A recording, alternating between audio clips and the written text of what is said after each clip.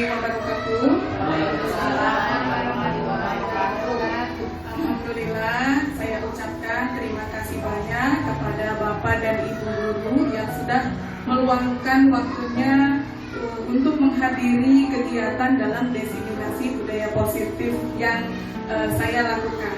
Nah, ini adalah salah satu tugas dari CGP, calon guru penggerak, bahwa di dalam tugasnya itu harus mendiseminasikan atau memaparkan suatu presentasi kepada Bapak dan Ibu guru tentang budaya positif yang sudah kami pelajari di LMS beserta fasilitator dan teman-teman CGP kami. Nah, hari ini akan saya bahas bahwa budaya positif itu sangat penting dilakukan dalam kegiatan yang kita giatkan dalam kehidupan sehari-hari, ya, kepada anak-anak, untuk juga kehidupan kita di rumah juga bisa, ya, bersama anak gitu, ya. Nah, oke. Selanjutnya, biar kegiatannya lancar, supaya kegiatan kita lancar dan tidak kaku, kita ice breaking dulu terlebih dahulu, ya, Ibu Bapak. Nah, ada ice breakingnya seperti ini. Lakukan apa yang saya lakukan apa yang saya ucapkan. Lakukan apa yang saya ucapkan. Nah, pertanyaannya seperti ini. Ada clue-nya. Clue-nya adalah saya minta. Ya, mengerti nggak? Paham nggak, Ibu Bapak? Saya minta angkat tangan kanan. Coba kita mulai, ya. Saya minta angkat tangan kanan. Ya, angkat tangan kiri. Nah, ada clue-nya. Clue-nya kalau saya minta. Nah, berarti kalau ada clue-nya saya minta, berarti angkat. Kalau tidak ada clue-nya, berarti jangan. Ulangi lagi. Nah, nih, ya, sekali lagi. Saya minta angkat tangan kiri. Turunkan tangan kiri. Belum konsentrasi, ragu-ragu, ya, Ibu Bapak ragu-ragu. Ulangi lagi. Saya minta turun tangan kiri. Ya. Angkat tangan kanan. Wah, amin. Belum konsentrasi. Saya minta angkat tangan kanan. Saya minta angkat tangan kiri. Turunkan kedua tangan. Iya, bagus. Terima kasih, tepuk tangan buat kita semua. Oke, sudah konsentrasi, ya. Oke, next, Pak Ade. Next. Oh iya, tadi. Nah, Ibu Bapak, perkenalkan, ini adalah fasilitator saya di CGP, yaitu bersamai oleh Ibu Neng Mardiana. Beliau fasilitator yang sangat hebat dan luar biasa, ya. Dan dibimbing juga oleh pengajar praktik, yaitu Bapak Raden Muhammad Ilyas, SPD. Next. Nah, ada pertanyaan yang harus Ibu Bapak jawab. Pertanyaannya adalah begini. Pemberian hukuman dapat mendisiplinkan siswa. Setuju atau tidak setuju? Cung yang tidak setuju. Cung yang tidak setuju. Ya, yang setuju. Ngacung yang setuju. Yang setuju, ya, ada Pak Iwan yang setuju, ya. Nah, soal yang kedua, pemberian hadiah dapat meningkatkan prestasi siswa. Setuju atau tidak setuju? Cung yang setuju. Ya, pemberian hadiah dapat meningkatkan prestasi siswa. Cung yang setuju? Aduh, ya, alhamdulillah. Yang tidak setuju? Oh, Yati tidak setuju? Iya, tidak setuju. Kenapa, ya?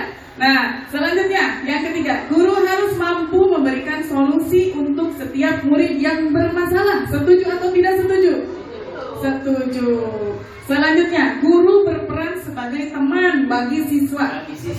Setuju, ya. Nah, terima kasih Ibu Bapak sudah menjawab setuju dan tidak setuju, karena ini kita itu sebagai peran guru, sebagai kita di kelas. Nah, peran-peran ini harus dilaksanakan. Jadi kita anak-anak itu jangan sampai takut, ya, kepada ibu guru, jadi jangan sampai takut. Nah, jadikan kita itu berperan sebagai teman bagi siswa.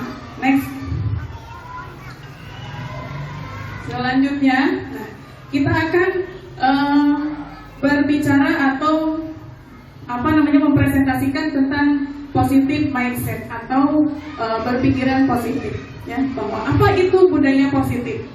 Sebenarnya budaya positif itu sudah kita laksanakan, ya, di dalam saya percaya dan yakin bahwa budaya positif itu sudah dilaksanakan oleh ibu bapak guru malah setiap hari, ya, di sekolah maupun di kelas. Nah, apa itu budaya positif? Budaya positif adalah perwujudan dari nilai-nilai atau keyakinan universal yang diterapkan di sekolah. Itu adalah budaya positif. Selanjutnya, ya, ada konsep inti untuk menciptakan budaya positif ini.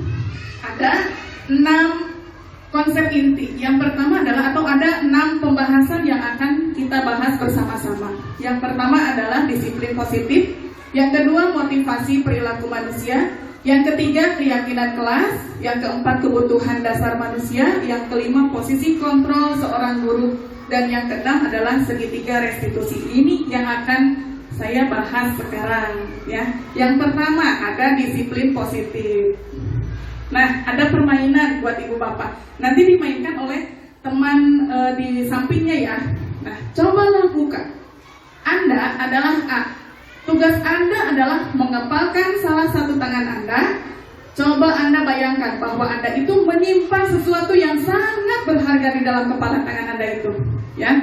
Yang Anda perlu jaga itu adalah menjaga benda tersebut sekuat tenaga, karena begitu pentingnya untuk kehidupan Anda. Nah, tugas B atau rekan Anda adalah mencoba dengan segala cara untuk membuka kepala tangan Anda.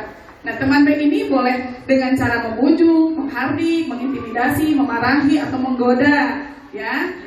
Ya, menggelitik juga akan bahwa menawari Anda dengan uang agar Anda bersedia membuka kepala tangan Anda. Coba yuk sekarang kita praktekkan.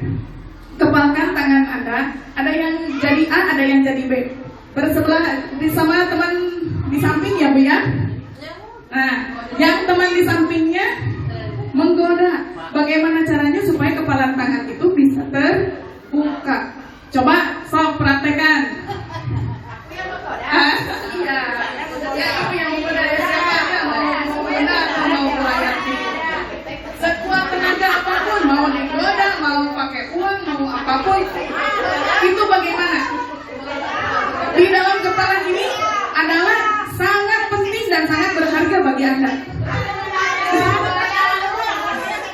Gimana? Aku Hayati. Coba tangannya. Ini sama Kak Iman. Sama Kak Iman cobain. Nah, sama Kak Dedi bisa. Ya. Udah dulu, udah dicoba dulu. Udah.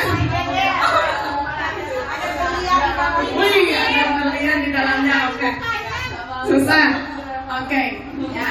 Selanjutnya, next.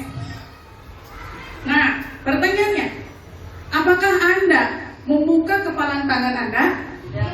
Tidak. Mengapa tidak? Susah. Oke. Ya. Bagus sekali, ya, betul, karena ingin mempertahankan benda yang ada di dalam kepala tangan kita. Apakah Anda menutup tangan Anda? Iya, menutup, ya. Dalam kegiatan ini sesungguhnya siapa yang memegang kendali atau kontrol untuk membuka atau menutup kepala tangan? Kita.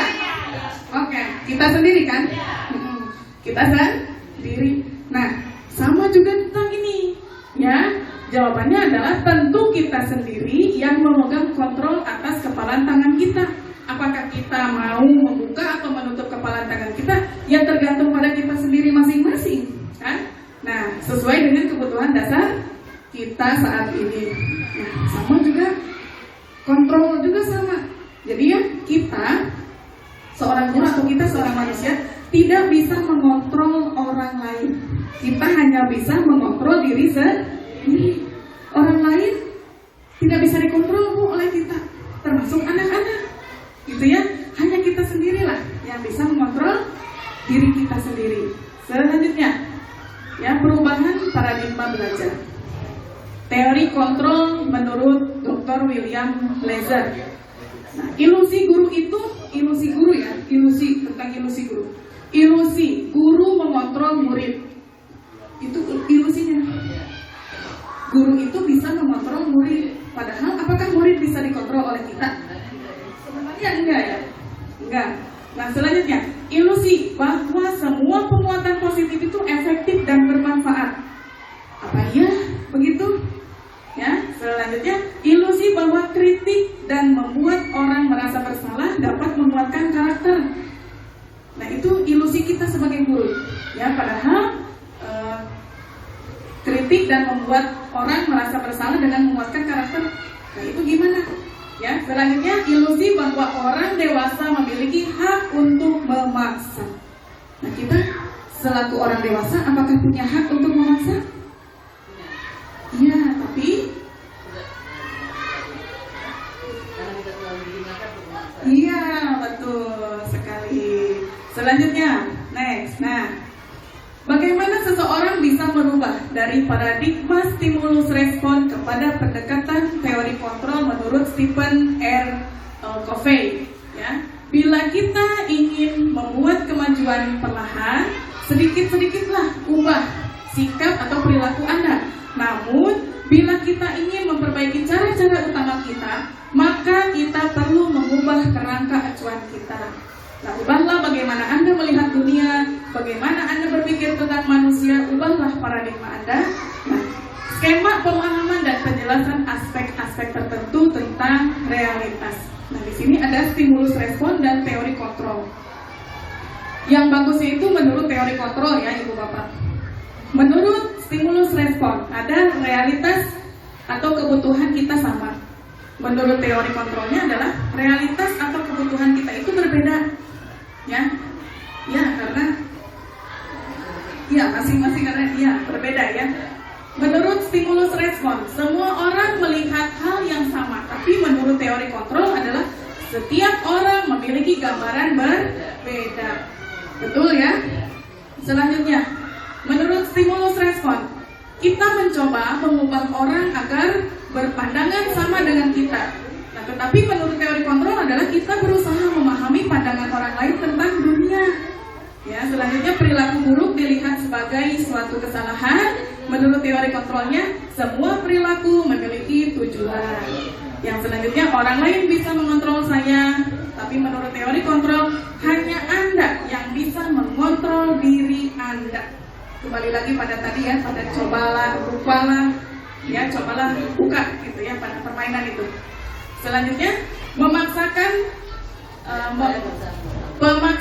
ada pada saat bujukan gagal. Menurut teori kontrolnya, kolaborasi dan konsensus menciptakan pilihan-pilihan baru. Yang kemudian model berpikir menang atau kalah. Menurut teori kontrolnya adalah model berpikir menang-menang. Jadi tidak ada yang kalah, tapi menang. Itu menurut teori kontrol. Selanjutnya, makna kata disiplin. Apa itu disiplin?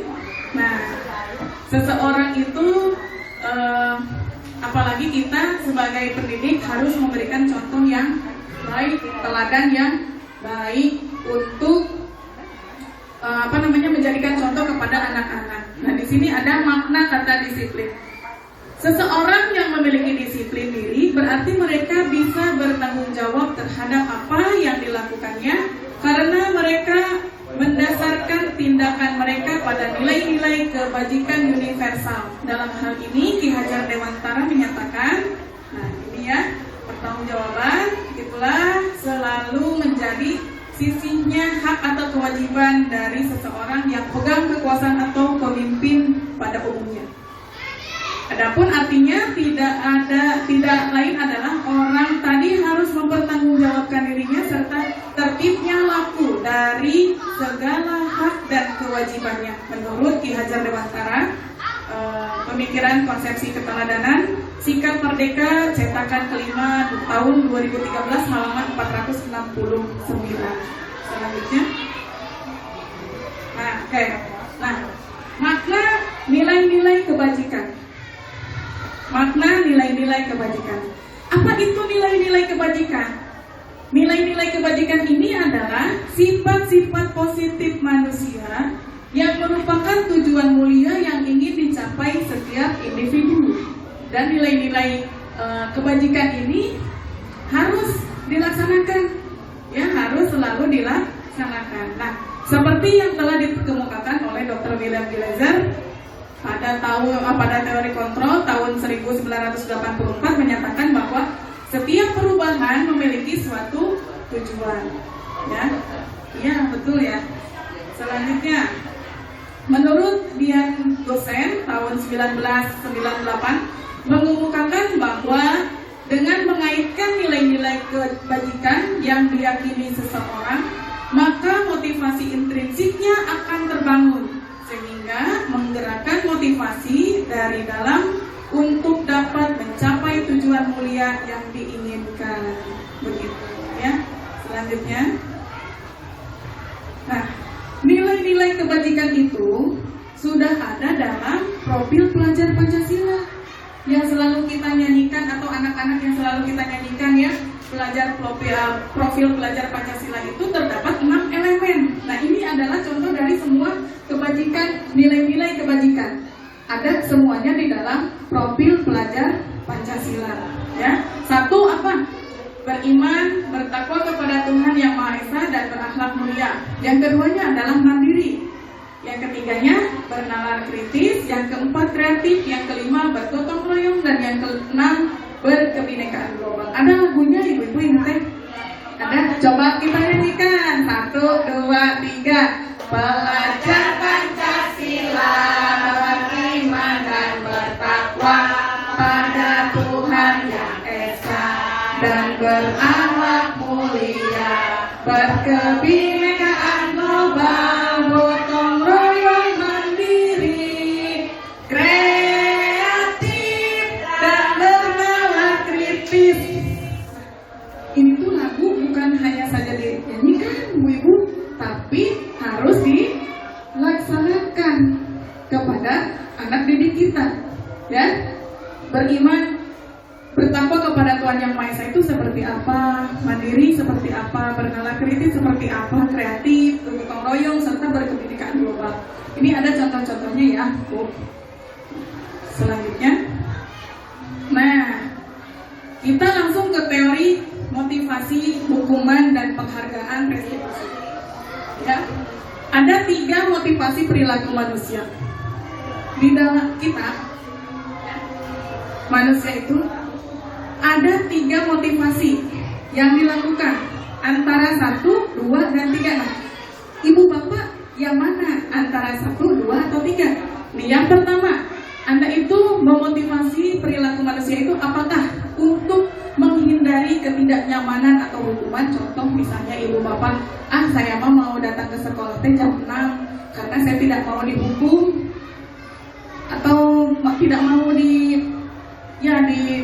ditegur oleh atasan misalnya ya. Atau yang kedua, untuk mendapatkan imbalan atau penghargaan dari orang lain.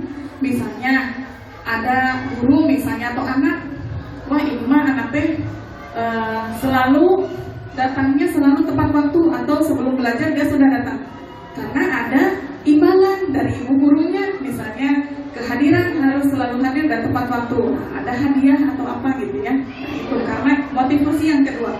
Atau motivasi yang ketiga adalah untuk menjadi orang yang mereka inginkan dan menghargai diri sendiri dengan nilai-nilai yang mereka percaya. Nah, kira-kira ibu bapak memilih yang mana? Nomor 3. Itu sudah tertanam di dalam diri ya Bu ya. Jadi tidak harus ada hadiah, tidak harus ada pujian. Betul. Bagus. Terima kasih, tepuk tangan buat kita semua. Alhamdulillah berarti ya. Nah, kita menerapkan motivasi perilaku manusia yang ketiga. Next. Ya. Nah, ada pertanyaan reflektif Ibu Bapak. Pertanyaannya begini. Iva kurang menguasai pelajaran matematika, sehingga pada saat pelajaran tersebut berlangsung, dia lebih banyak berdiam diri atau menggambar di buku pelajarannya. Pada saat guru matematikanya, yaitu Pak Seno, menanyakan pertanyaan dan IPA menjadi gugup dan tidak sengaja menjatuhkan tasnya dari kursi, serta tiba-tiba menjadi gagah pada saat berupaya menjawab. Seluruh kelas pun tertawa melihat perilaku IPA yang berbicara tergagap dan terkejut tersebut. Pak Seno pada hari itu membiarkan teman-teman IPA menertawakan IPA yang tergagap dan malu yang sangat luar biasa, dan malahan minta IPA untuk maju ke depan dan berdiri di depan kelas sambil menunjuk hidungnya karena tidak bisa menjawab pertanyaan Pak Seno. Kelas makin gaduh dan anak-anak pun tertawa melihat IPA di depan kelas memegang ujung hidungnya. Nah, pertanyaannya, apakah Anda atau Ibu Bapak setuju dengan tindakan Pak Seno terhadap IPA? Tidak. Kenapa Ibu tidak setuju? Tidak boleh mempermalukan anak di depan teman-temannya. Ya, bagus Ibu. Tidak boleh mempermalukan murid kita di depan teman-temannya. Ya. Yang kedua, menurut Ibu Bapak, apakah tindakan Pak Seno terhadap IPA itu adalah suatu hukuman atau konsekuensi? Hukuman buat IPA gitu. Konsekuensinya kan harus dari siswanya. Kalau konsekuensi itu biasanya sebelum pembelajaran, ya, di awal pembelajaran nih saya baca-baca nih, sebelum pelajaran baru suka ada pertanyaan, bagaimana kalau kamu melanggar tata tertib kelas atau sekolah, apa konsekuensinya?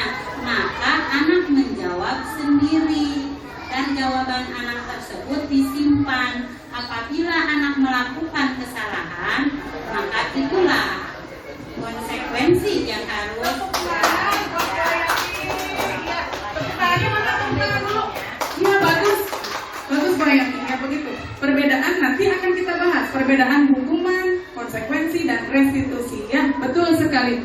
Kalau konsekuensi itu harus sesuai dengan keyakinan kelas yang sudah kita sepakati. Selanjutnya, nah ini sekarang ke hukuman dan konsekuensi dan restitusi. Harus bisa membedakan antara hukuman, konsekuensi, dan restitusi. Nah, apa itu hukuman? Hukuman itu bersifat tidak terencana atau tiba-tiba. Anak atau murid tidak tahu apa yang akan terjadi dan tidak dilibatkan. Jadi hukuman itu satu arah dari pihak guru yang memberikan dan murid yang hanya menerima suatu hukuman tanpa melalui suatu kesepakatan atau arahan dari pihak guru, baik sebelum atau sesudahnya. Dan hukuman yang diberikan itu bisa berupa fisik atau psikis, dan atau murid atau anak itu disakiti oleh suatu perbuatan atau kata-kata. Jadi yang namanya hukuman, Bu, itu bisa bersifat dari perkataan, bisa ya, gitu. Bagus. Nah, itu berupa apa nih hukuman? Bisa berupa fisik, ya, verbal juga bisa, gitu ya. Selanjutnya, konsekuensi. Nah, konsekuensi sudah terencana atau sudah disepakati yang tadi sudah Bu Hayati ucapkan ya. Nah, betul sekali yang tadi Bu Hayati sampaikan bahwa konsekuensi sudah terencana atau sudah disepakati, sudah dibahas dan disetujui oleh murid dan guru. Umumnya bentuk-bentuk konsekuensi itu dibuat oleh pihak guru atau sekolah dan murid sudah mengetahui sebelumnya. Konsekuensi yang akan diterima bila ada pelanggaran. Pada konsekuensi, murid tetap berbuat tidak nyaman untuk jangka waktu pendek. Konsekuensi biasanya diberikan berdasarkan suatu data yang umumnya dapat diukur. Begitu ya, Ibu Bapak. Oke, selanjutnya ada restitusi. Nah, ini restitusi yang mungkin Ibu Bapak baru dengar ya, Ibu Bapak. Restitusi itu apa? Nah, restitusi itu adalah proses menciptakan kondisi bagi murid untuk memperbaiki kesalahan mereka, sehingga mereka bisa kembali pada kelompok mereka dengan karakter yang lebih kuat. Itu menurut Gosen tahun 2004. Restitusi juga merupakan suatu kolaboratif yang mengajarkan murid untuk mencari solusi untuk masalah mereka dan membantu murid berpikir tentang orang seperti apa yang mereka inginkan dan bagaimana mereka harus memperlakukan orang lain. Itu menurut Chelsom Gosen tahun 1996. Selanjutnya, nah Ibu Bapak, ini nanti Ibu Bapak memilih apakah ini termasuk hukuman atau konsekuensi. Pertanyaan pertama, mencatat 100 kali di dalam buku dengan kalimat saya tidak akan terlambat lagi. Ini termasuk hukuman atau konsekuensi? Menurut Ibu Roma? Apa? Hukuman. Ya, ini adalah hukuman karena menulis 100 kali melakukan. Ya, bagus Bu. Yang kedua, lari mengelilingi lapangan basket 2 kali karena terlambat hadir di sekolah, termasuk hukuman atau konsekuensi? Hukuman, karena bisa berupa fisik. Jadi hukuman itu bisa berupa fisik atau verbal, ya. Ya. Yang ketiganya, membersihkan coretan yang dibuatnya di meja tulis. Itu hukuman atau konsekuensi? Membersihkan coretan yang dibuatnya di meja tulis. Konsekuensi.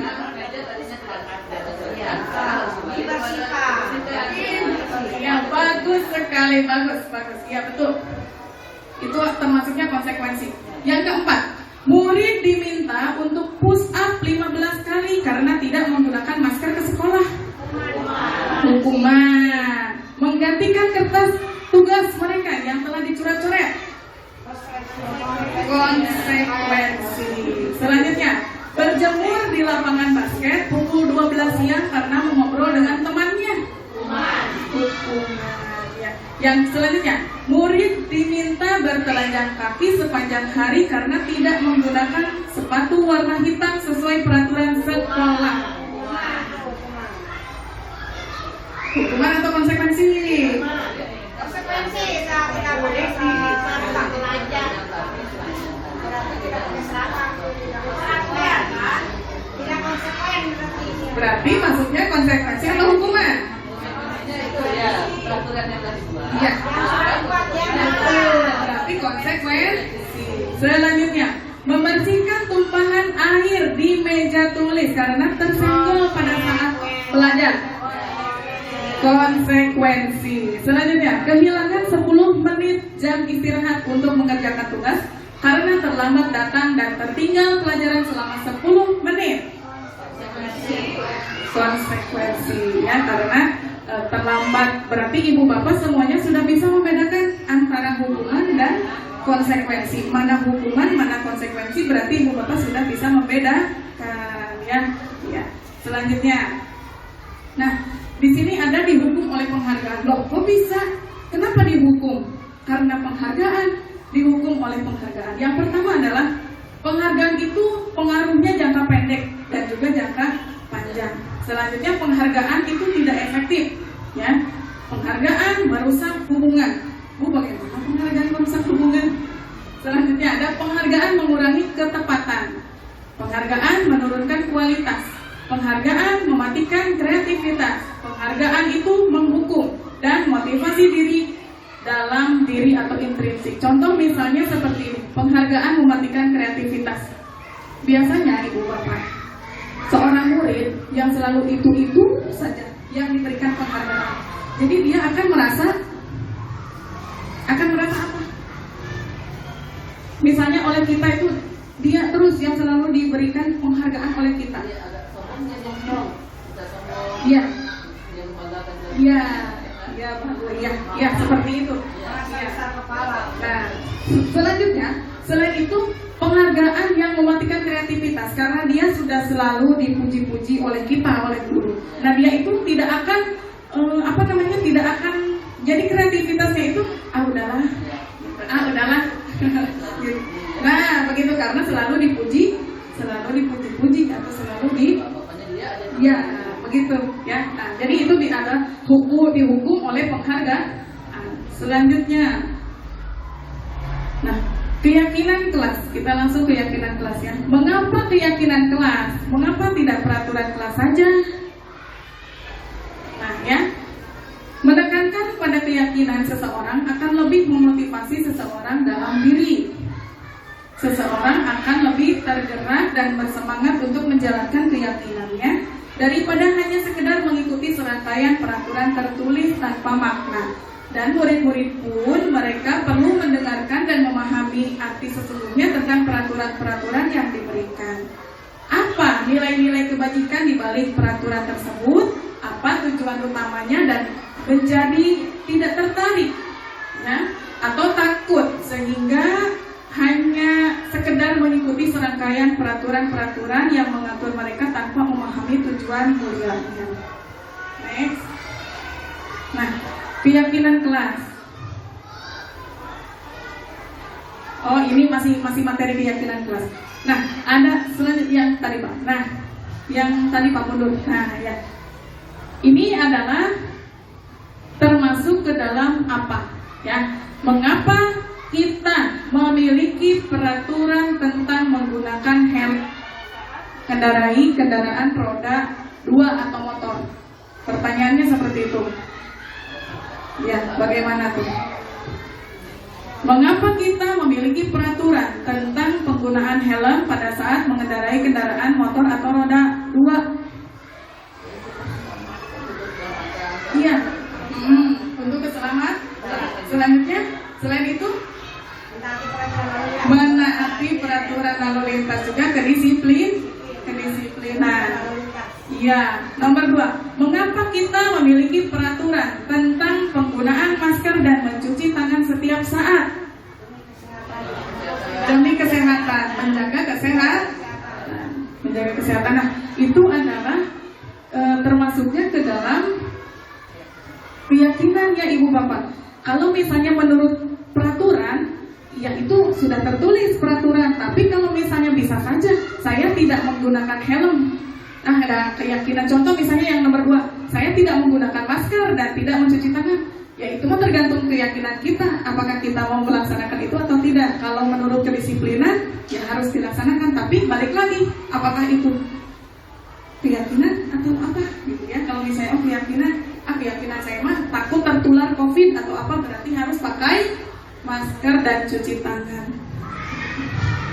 Nah ya, ini ya prosedur pembentukan keyakinan sekolah atau kelas. Ibu Bapak, sebelum kita melaksanakan atau kita memulai pembelajaran ajaran baru, itu sebaiknya kita harus membentuk atau membuat kesepakatan kelas atau keyakinan kelas. Dan kesepakatan kelas ini sangat penting karena untuk kita supaya anak-anak kita itu dapat terkontrol ya, dapat terkontrol oleh kita.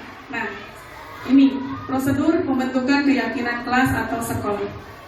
Yang pertama, mempersilahkan warga sekolah atau murid-murid di sekolah atau di kelas untuk bercurah pendapat tentang peraturan yang perlu disepakati. Yang kedua, mencatat semua masukan-masukan para murid di dalam kertas besar ya, di mana semua anggota atau kelas itu bisa melihat hasil curah pendapat. Selanjutnya, susunlah keyakinan kelas itu sesuai prosedur. Yang keempat, tinjau kembali daftar curah pendapat yang sudah dicatat. Yang kelima, tinjau ulang keyakinan sekolah secara bersama-sama. Yang keenam, setelah keyakinan sekolah kelas itu dibuat, maka semua warga kelas dipersilakan meninjau ulang. Dan selanjutnya, keyakinan sekolah atau kelas selanjutnya bisa diletakkan di dinding kelas di tempat yang mudah dilihat semua oleh warga kelas. Jadi Ibu Bapak, jadi keyakinan kelas itu bukan kita sendiri yang membuat, tapi harus bersama anak-anak ya. Anak-anak apa nih keyakinan kelas kita? Misalnya tidak boleh terlambat datang atau jangan pakai tidak boleh, tapi harus datang tepat waktu ya.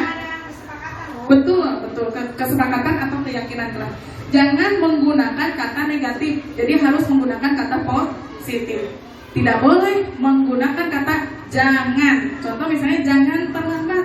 Nah, kita rubah kata positifnya jadi apa? Harus datang tepat waktu. Selanjutnya apalagi nih ke anak-anak, apalagi membawa bekal dari rumah. Terus apa lagi? Banyak. Nah itu pendapat-pendapat anak itu bisa ibu tempelkan pakai sticky note, disimpan atau di kertas, ditempel di board. Ya, satu orang satu, ditempel lagi di papan tulis. Nah, sesudah itu diklasifikasikan, dikelompokkan. Mana nih yang sama? Oh, ini mah tentang kedisiplinan, disajajarkan. Ya, oh iya, ini mah tentang kedisiplinan. Oh, ini tentang apa lagi? Tentang menghargai teman.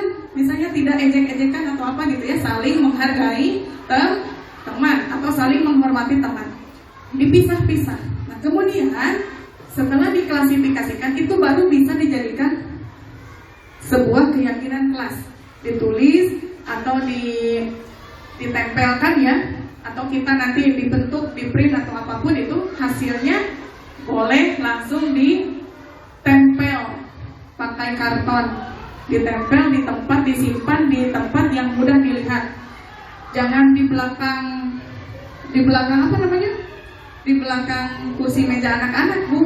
Kalau bisa ditempelkannya di depan, pas buka pintu langsung kelihatan begitu ya. Oh iya, ini keyakinan kelas saya, bahwa saya sudah memiliki keyakinan kelas dan harus disepakati dan harus dituruti begitu ya, sesuai dengan kesepakatan kelas yang sudah dibuat bersama begitu.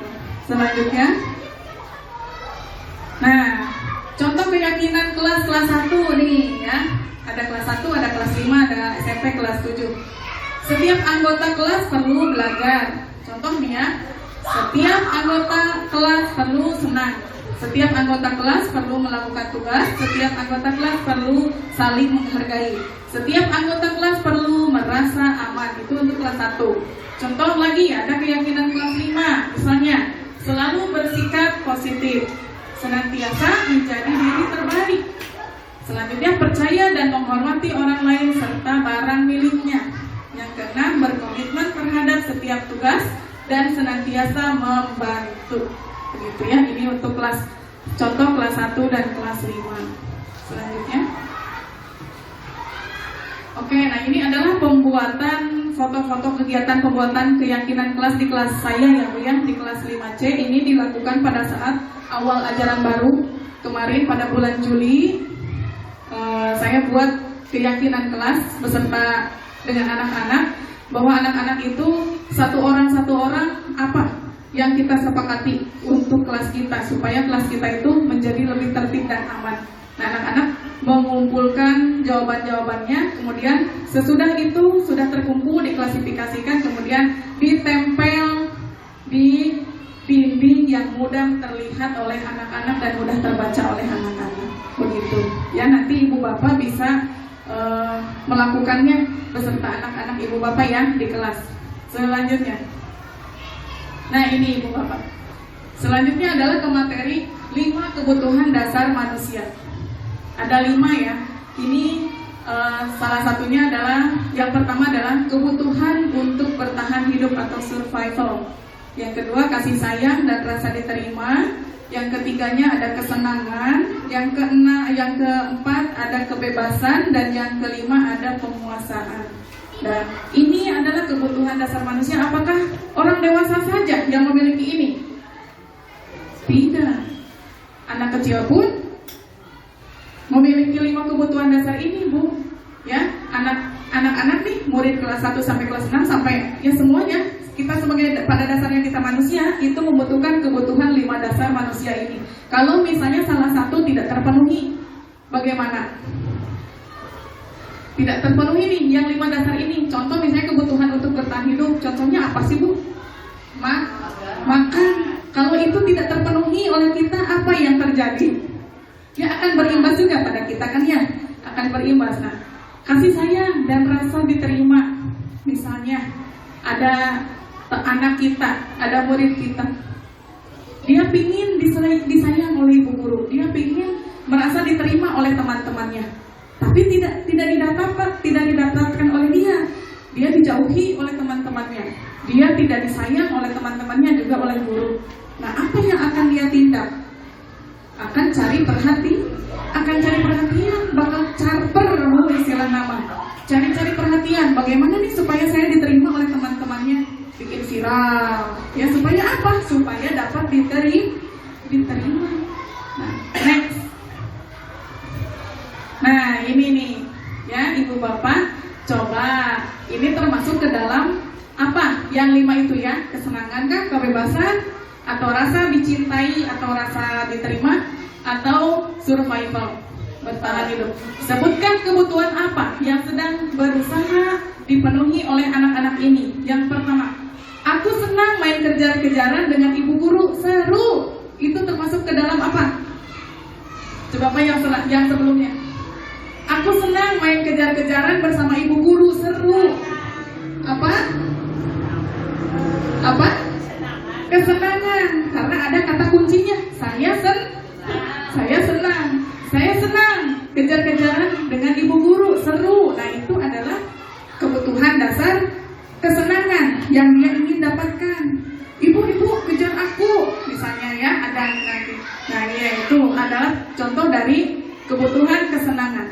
Selanjutnya nomor 2, ibu kejar aku karena ibu guru sayang aku. Nah, itu termasuk kebutuhan dasar apa?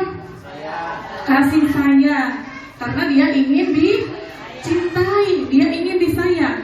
Selanjutnya, aku hebat kan, bisa ibu guru kejar aku. Nah, ini termasuk ke dalam apa? Penguasaan, power. Wah, ibu guru bisa kejar aku, gitu hebat, gitu kan? Nah, itu adalah penguasaan. Selanjutnya, aku bosan belajar mewarnai terus di dalam kelas. Kebebasan. Jadi dia itu merasa bosan, pingin bebas, karena manusia itu tidak mau dikekang. Kita aja sendiri tidak mau dikekang ya Bu ya. Kita pingin freedom, kita pingin bebas gitu ya. Nah, selanjutnya, nah ini posisi kontrol restitusi itu ada 5 Ibu Bapak. Kira-kira apa yang dipegang posisi kontrol Ibu Bapak semuanya? Apakah penghukum, pembuat merasa bersalah, teman, pemantau, atau manajer? Coba Ibu Bapak, Bu Tintin, posisi kontrol sebagai apa? Sebagai apa nih? Sebagai teman. Bu Hayati, manajer. Bu Haji, Bu Haji Mas. Kenapa? Bu Sarah? Ya, tuliskan di dalam Bu Haji Edah.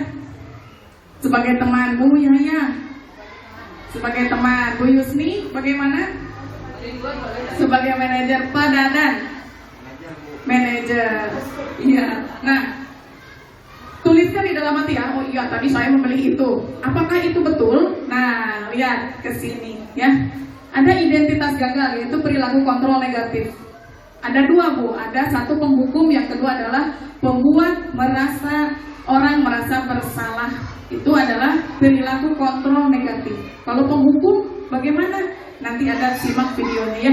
Nah, kalau identitas berhasil atau sukses, ada 2, ada perilaku kontrol positif, yaitu sebagai teman dan pemantau, dan kontrol diri sebagai manajer. Begitu. Next. Nah, simak dan tonton ya Ibu Bapak. Ini adalah posisi kontrol kelima tersebut.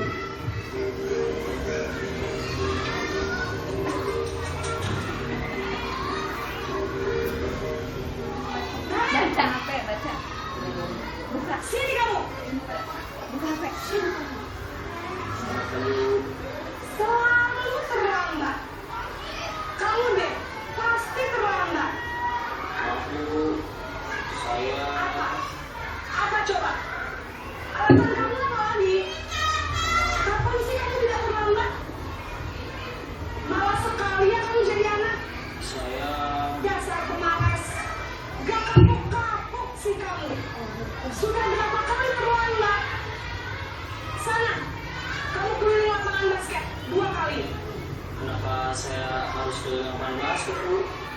Kenapa? Kamu lawan ibu. Berani-beraninya jawab. Sudah terlambat, masih berani jawab enggak? Sekarang keliling lapangan basket 5 kali sekalian. Biar kapok. Cepat. Pergi sana ke lapangan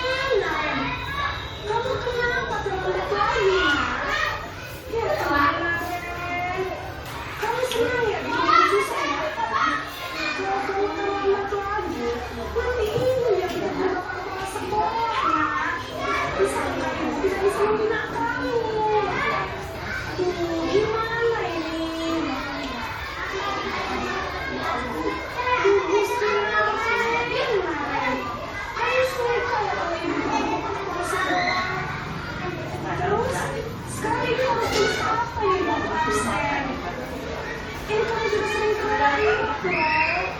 Ibu harus apa coba? Maaf sekali. Ya sudah, lain kali jangan bikin ibu bisa lagi ya nak ya. Ibu tidak akan kuat lagi kalau kamu begini terus. Bisa jantungan kalau ibu terjebak paspor. Sana cepat dipasi.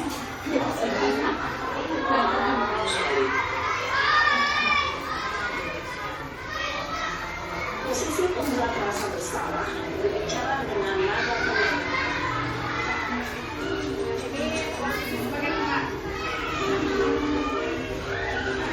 Posisi sebagai teman.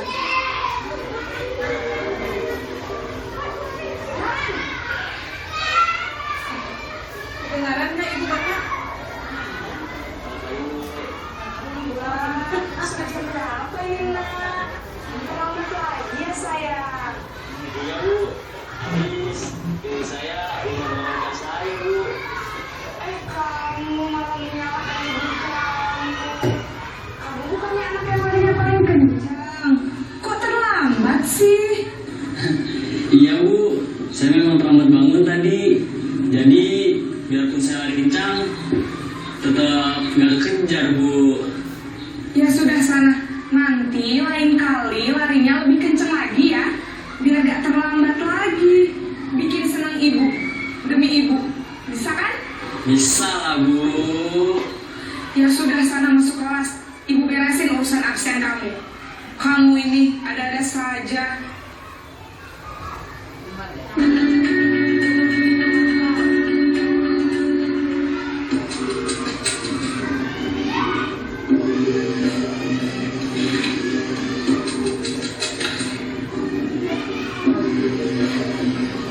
Naren!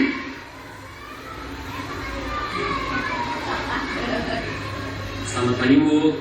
Naren, apa peraturan sekolah kita tentang jam berapa kita harus masuk sekolah, nak? Kita harus di sekolah jam 7 Bu. Iya betul, sekarang sudah jam 7.20. Naren sudah tahu konsekuensinya jika terlambat hadir. Paham Bu. Saya harus tinggal kelas pas jam istirahat selama 20 menit. Iya benar, konsekuensinya demikian. Jadi nanti jam 9.30 pas istirahat, kamu harus tinggal di kelas, kerjakan tugas tambahan untuk ketertinggalan kamu, ya? Baik Bu.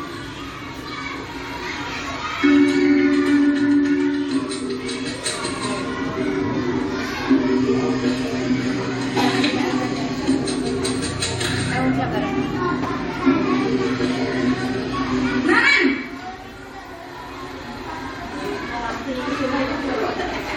Selamat pagi Bu. Selamat pagi, Naren. Maaf Bu, saya terlambat. Iya, sekolah masuknya jam 7, sekarang sudah jam 7.20. Jadi sekarang bagaimana ini, Naren? Maaf Bu, saya lupa setel alarm saya semalam. Baiklah, menurut kamu, keyakinan sekolah yang mana yang perlu kamu tingkatkan? Menghargai diri sendiri dan orang lain mungkin ya Bu. Setuju. Jadi, apakah Naren meyakini prinsip saling menghormati tersebut? Iya Bu, saya meyakininya. Apakah Naren bersedia memperbaiki masalah keterlambatan ini? Bersedia Bu. Bagaimana kamu akan perbaiki masalah keterlambatan ini? Saya akan coba untuk tidak lupa menyetel alarm saya Bu. Baik, kalau Naren lupa menyetel alarm di rumah, ada orang yang kira-kira bisa bantu mengingatkan tidak? Ada Bu, kakak saya, Kak Emma. Ada lagi selain Kak Emma? Selain Kak Emma, ada ibu saya. Baik, jadi yang mengingatkan Naren adalah Kak Emma dan ibu kamu ya. Kira-kira akan mulai setel alarm kapan nih Naren?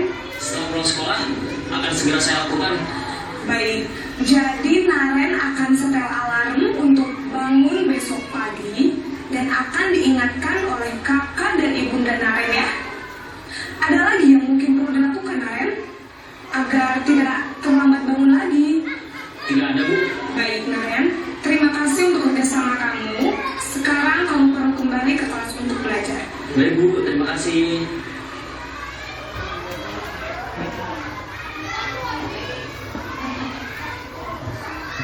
Oke, setelah kita semuanya menyimak video yang 5 posisi kontrol itu, gimana nih menurut jawaban ibu bapak yang tadi sudah dituliskan di dalam hati?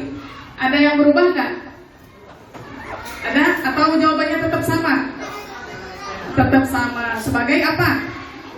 Yang terbaik dan yang terbagus adalah memposisikan kita sebagai manajer. Jangan sampai penghukum, ya ibu bapak. Kalau penghukum nanti ada efeknya ke anak. Bagaimana itu? Apa coba efeknya? Anak itu nanti akan pendendam. Oh ya, jadi akan dendam. Saya mah gak suka ke guru itu, misalnya ya. Saya mah kurang respon ke guru itu. Kenapa? Karena saya pernah dihukum karena ini, dimarah-marahi. Wah itu, contohnya seperti itu. Jadi anak itu akan ada rasa membekas ya di dalam hati. Nah, itu yang sebaiknya itu kita laksanakan adalah sebagai memposisikan diri sebagai manajer, ya ibu bapak. Kalau penghukum, nada suaranya tinggi, bahasa tubuhnya itu mata melotot, dan hasilnya adalah murid akan marah dan mendendam atau sifat agresif. Kalau merasa bersalah, nada suaranya memelas, halus, sepi, tapi tidak nyelekit, tapi nyelekit. Bahasa tubuhnya itu merapat pada anak lesu. Hasilnya apa? Murid akan merasa bersalah. Selanjutnya ada pemantau. Dengan suara yang datar, bahasa tubuh yang normal, dan hasilnya adalah murid akan memahami konsekuensi yang harus dijalankan. Posisi sebagai manajer, nada suara yang tulus, bahasa tubuh tidak kaku, mendekat ke murid, dan hasilnya adalah akan mengembalikan tanggung jawab pada murid untuk mencari jalan keluar masalahnya. Dan terakhir adalah ada posisi teman, nada suaranya kita itu ramah, akrab, dan bercanda. Bahasa tubuhnya merapat pada murid, mata dan senyum jenaka. Hasilnya apa? Murid akan merasa senang dan akrab dengan guru. Begitu ya ibu bapak semuanya. Selanjutnya, nah kita langsung ke tahapan segitiga restitusi. Nah ya, saya sudah melakukan apa itu segitiga restitusi kepada anak, dan hasilnya alhamdulillah anak menyadari bahwa perbuatan itu salah dan harus diperbaiki, begitu ya. Nah, apa itu segitiga restitusi? Segitiga restitusi adalah suatu proses dialog yang dijalankan oleh guru atau orang tua agar dapat menghasilkan murid yang mandiri dan tanggung jawab. Itu adalah segitiga restitusi. Selanjutnya Pak. Nah, ini ya, ada 3 tahapan proses dalam segitiga restitusi menurut teori kontrol, yaitu ada langkahnya bagaimana dan ada teori kontrolnya. Yang pertama adalah kita harus menstabilkan identitas dulu ibu bapak, ya, menstabilkan identitas. Ya, contohnya misalnya kita semua akan melakukan hal terbaik yang bisa kita lakukan. Yang keduanya ada validasi tindakan yang salah, ya. Semua perilaku memiliki alasan. Alasannya apa? Nah, itu ada termasuk ke dalam validasi tindakan yang salah. Selanjutnya yang ketiga adalah menanyakan keyakinan kelas. Teori kontrolnya kita semua memiliki motivasi internal. Selanjutnya, nah ini ya ibu bapak segitiga restitusi. Menstabilkan yang paling bawah adalah di sini menstabilkan identitas. Yang keduanya ada validasi tindakan yang salah, dan yang ketiga adalah menanyakan keyakinan. Next. Dan nah ini adalah contoh ya ibu bapak.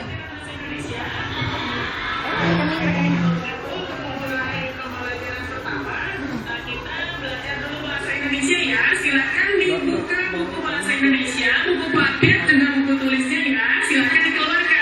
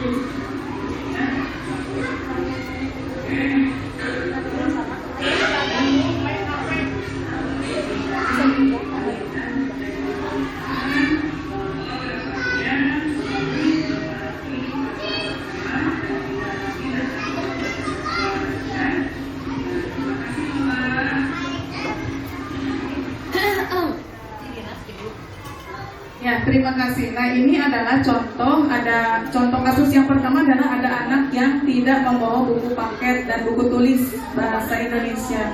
Nah, itu karena kegiatan itu merugikan Bu, karena kalau misalnya di buku lain menulis nanti akan dia kerepotan untuk menyalin di buku yang lain.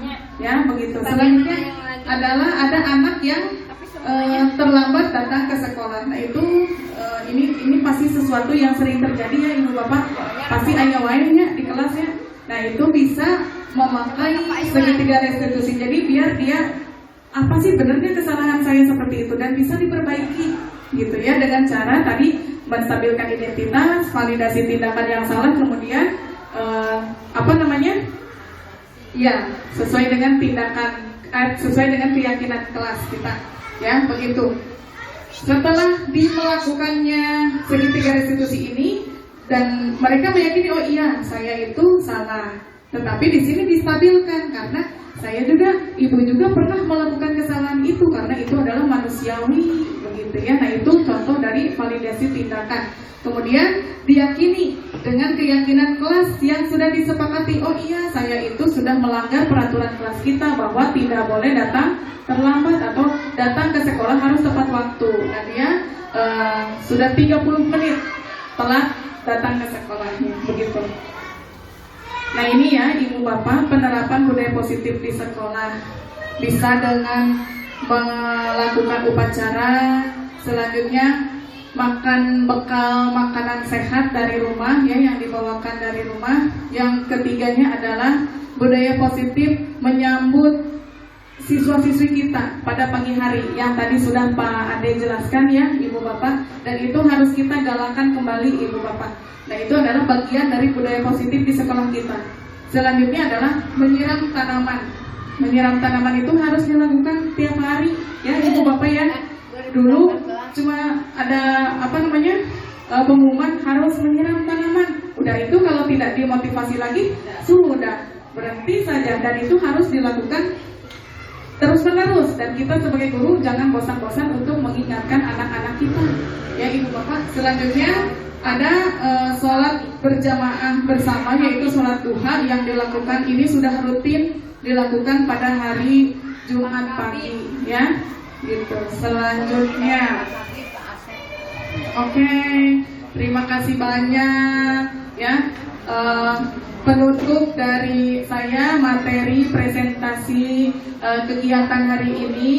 Sekian dan terima kasih. Semoga dapat bermanfaat bagi ibu bapak semuanya. Semoga dapat diterapkannya budaya positif dan melakukan kegiatan membuat keyakinan kelas di kelasnya masing-masing, ya ibu bapak. Semoga bermanfaat juga buat saya, juga buat ibu bapak semuanya. Hatur nuhun, mohon dimaafkan apabila ada kesalahan dari saya. Wabillahi taufiq wal hidayah. Wassalamualaikum warahmatullahi wabarakatuh. Waalaikumsalam warahmatullahi wabarakatuh. Kenalkan, nama saya Ibu Hayati, guru kelas 6C, rekan kerjanya Ibu Yanti Susanti, CGP Angkatan 9. Dari hasil presentasi tadi, alhamdulillah sangat menginspirasi dan memotivasi saya untuk meningkatkan keyakinan kelas di kelas 6C. Udah cukup. Assalamualaikum warahmatullahi wabarakatuh. Saya Ibu Nunung, guru kelas 1. Dengan adanya pemaparan tadi sangat bagus sekali untuk materinya, dan saya terinspirasi untuk meskipun sudah tinggal beberapa bulan lagi ke pensiun, tapi menambah semangat untuk melaksanakan apa yang dipaparkan oleh Ibu tadi. Assalamualaikum warahmatullahi wabarakatuh.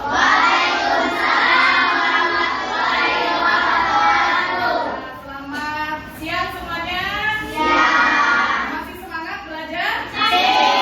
Oke, nah sebelum ke pembelajaran kita akan melakukan atau membuat suatu keyakinan kelas. Yang pernah dengar tidak keyakinan kelas? Pernah ya.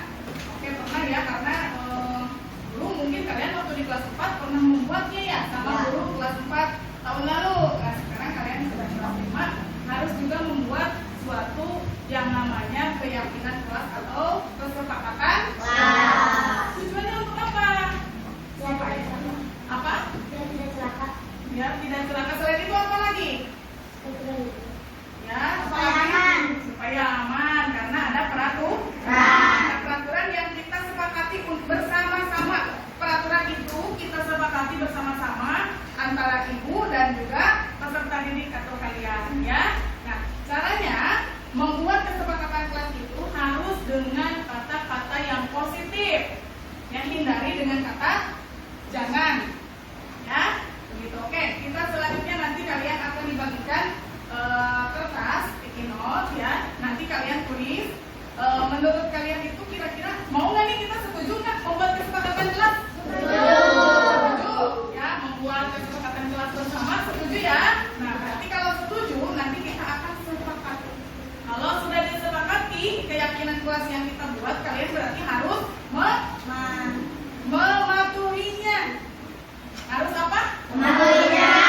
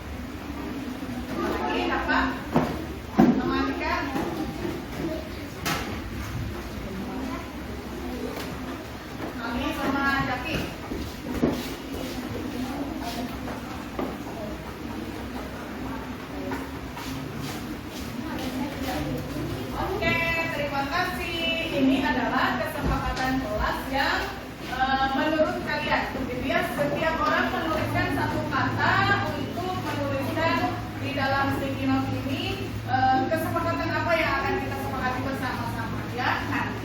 Nanti akan ibu pilih, tidak semuanya ibu pilih, tapi yang sama akan ibu pilih satu, begitu ya. Karena misalnya, oh ini mah tentang kedisiplinan, yang ini juga sama tentang kedisiplinan, yang akan ibu pilih hanya satu saja, oke?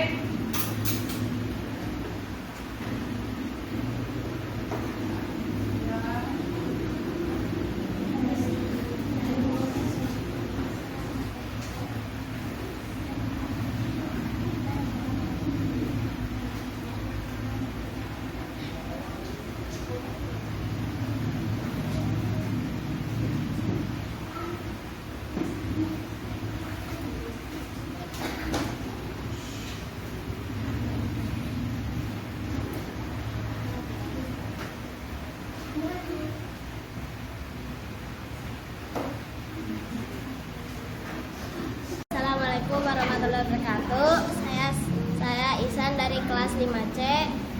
Saya senang sudah mempunyai kesepakatan kelas di kelas ini. Mudah-mudahan saya dan kawan-kawan bisa menaati kesepakatan ini.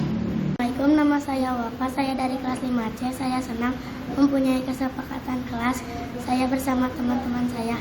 Terima kasih, saya sangat senang.